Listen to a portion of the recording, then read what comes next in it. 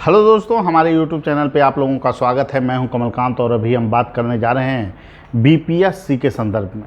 देखिए दोस्तों, बीपीएससी के संदर्भ में जो सबसे बड़ी खबर है कि बीपीएससी परीक्षा अपने जो तय तिथि है उस पर होने जा रही है, यानी कि बीपीएससी शिक्षक बहाली परीक्षा आपको 24, 25 और 26 तारीख को आयोजित होने जा रही है। जो सबसे बड़ा मुद्दा था कि क्या प्राइमरी के लिए बीएड वाले मान्य हैं या नहीं हैं, तो इस मुद्दे पर चेयरमैन सर के जो बातें हैं उसमें उन्होंने एक बात को मेंशन किया है कि जब वो फॉर्म भर रहे थे तो भरते समय वो मान्य थे। तो ये जुडिशरी का जो में अगर ये मामला जाता है तो फॉर्म भरते समय अगर कोई व्यक्ति मान्य है तो रिजल्ट के समय भी वो मान्य रहेगा संवैधानिक तरीके से। उस तिथि में अगर उसको आप हटाइएगा, अगर परीक्षा का फल जो है कि नेगलेक्ट किया जाएगा, तो उस आधार पर जब बाद में 2018 के बाद जितनी रिक्तियां बिहार में हुई, चाहे छठा चरण हो, चाहे यूपी की बहाली हो 69,000 की, सभी उसके दायरे में आएंगे। तो इसलिए बीएड वाले छात्र को हड़बड़ाने की कोई आवश्यकता नहीं है।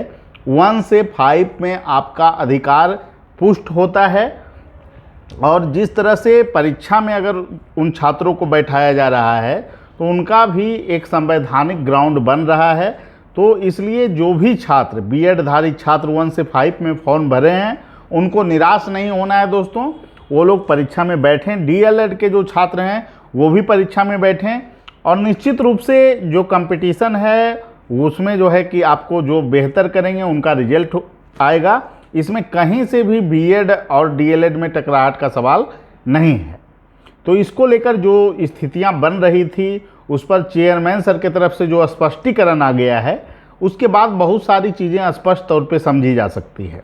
उन्होंने कहा कि राजस्थान वाले मामले में भी जो सुप्रीम कोर्ट की टिप्पणी है कि वहाँ जो सरकार है उस समय जब व्यवस्था थी फॉर्म भरने की तो सिर्फ डीएलएड से आवेदन नहीं मांगने चाहिए थे, बीएड धारी लोगों से भी आवेदन मांगने चाहिए थे। तो इस तरह से अब देखिए क्या होता है। यह मामला काफ़ी गंभीर मामला बन सकता है, क्योंकि अगर इसको वैध माना जाए, जिस आधार पर ये छात्र बैठ रहे हैं परीक्षा में, तो बैठने की अगर उनको जो है कि बैठने का अगर आप हक दे रहे हैं तो रिजल्ट से आप उनको वंचित नहीं कर सकते हैं। ये भी एक संवैधानिक अधिकार है।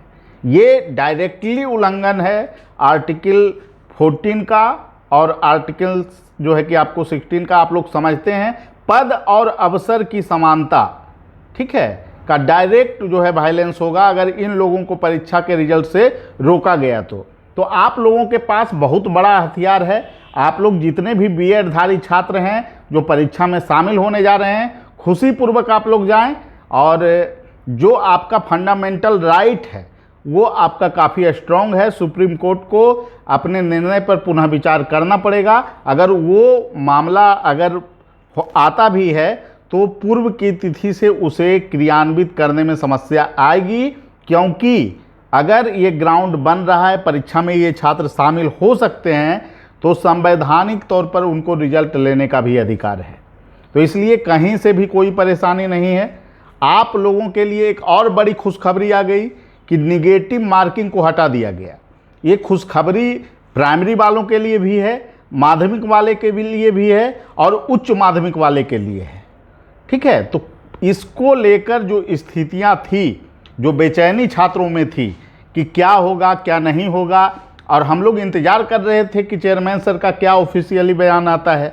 हालांकि चेयरमैन सर का ऑफिशियल बयान जो है जज के सामने आप नहीं रख सकते हैं। ये भी एक ग्राउंड है कि आप उनके बयान को वहाँ पे नहीं रख सकते हैं। लेकिन एक बात तो स्पष्ट है कि बिहार सरकार जो विज्ञापन जारी की वो संवैधानिक मानकों के अनुसार थी, और जब वो ग्राउंड है, वो एलिजिबल हैं 1 से 5 में बीएड धारी छात्र आवेदन करते समय, तो उनका रिजल्ट भी जो है कि मान्य होगा, चूँकि वो परीक्षा में बैठ रहे हैं। अगर एक स्थिति हो सकती थी कि बीएड धारी छात्रों को यहाँ से ही बाहर कर दिया जाता तो उनके लिए और भी स्थिति गंभीर हो जाती, लेकिन चूंकि उनको परीक्षा में बैठने के लिए एलिजिबल माना जा रहा है तो निश्चित रूप से कहीं से भी कोई दिक्कत नहीं है।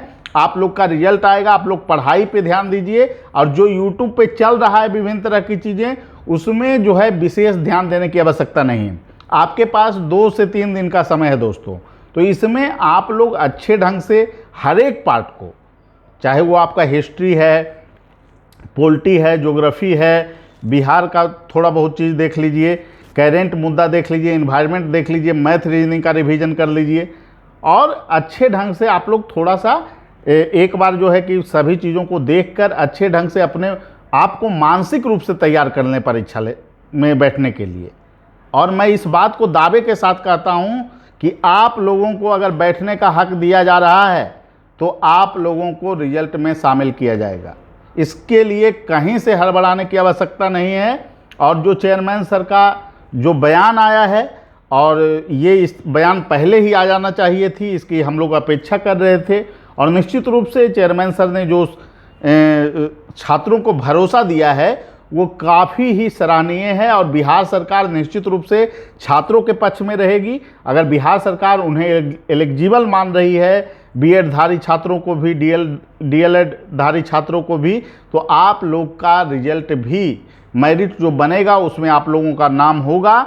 और इसके लिए न्यायालय में भी छात्र जाएंगे और सड़क पर भी लड़ने के लिए तैयार हैं। अगर बैठने का आपको इजाज़त है, 5,000 रुपया, 6,000 रुपया हर लड़का जो है खर्च करके परीक्षा सेंटर पर बैठने के लिए जाएगा, तो उसको भी संवैधानिक अधिकार है आर्टिकल 15 और 16 के तहत कि उनको भी पद और अवसर की समानता से आप उसे वंचित नहीं कर सकते हैं। ठीक है, सभी लोगों को धन्यवाद। आप लोग तैयारी कीजिए। और जो ऊहापोह की स्थिति थी वो पूरी तरह समाप्त हो गई है। अब निगेटिव मार्किंग नहीं है, तो इस पे कैसे आप बेहतर परफॉर्मेंस कर सकते हैं, इस पर आपके लिए स्पेशल वीडियो लाएंगे। और सभी जगह आप लोग इसको शेयर भी कर दें, क्योंकि बहुत सारे लोग जो है कि नकारात्मक जो है चीज़ें जो चली है 4-5 दिन से, उसके कारण निगेटिव बहुत ज़्यादा फैल चुका है, क्योंकि सर्वोच्च न्यायालय का निर्णय था। तो सभी लोगों के बीच ये आप वीडियो फैला दीजिए। और सभी लोग से यही बात कहेंगे कि बीएड धारी छात्रों को परेशान होने की आवश्यकता नहीं है, चाहे वो डीएलएड धारी हों, चाहे वो बीएड धारी हों, सभी छात्र हम लोगों के लिए महत्वपूर्ण हैं। और जो अच्छा परफॉर्मेंस करेंगे उनका रिजल्ट आएगा। ठीक है, सभी लोगों को धन्यवाद। फिर अगले वीडियो में मिलेंगे। Thank you.